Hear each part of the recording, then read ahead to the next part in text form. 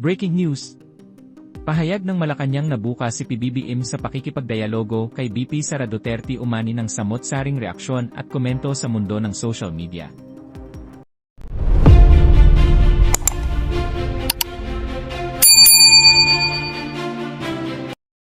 Pagkatapos mong balahurain ang mga Duterte, sake of unity, umani ng reaksyon ang pahayag ng Malacanang na bukas umano si Pangulong Ferdinand Marcos Jr. sa pakikipagdialogo for unity's sake, matapos itong punahin ng kilalang political strategist na si Malo Ticya.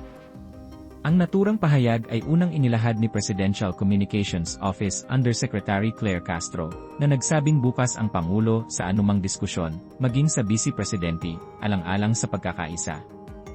Ngunit mariing kinuwestiyon ito ni Ms. Malo Ticya, what a crap. Pagkatapos niyong bastusin ang lahat, ngayon unity naman. Pagkatapos mong balahurain ang mga Duterte, sake of unity. Ayon kay Ticya, mahirap umanong isulong ang tunay na pagkakaisa kung ang mga naging galaw at pahayag ng administrasyon ay taliwas sa mensahe ng respeto at rekonselyasyon.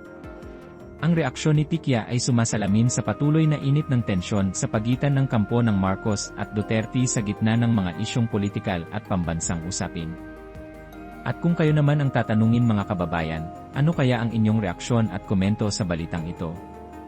Please comment down below at huwag na rin kalimutang i-like at share ang ating video. Thank you for watching.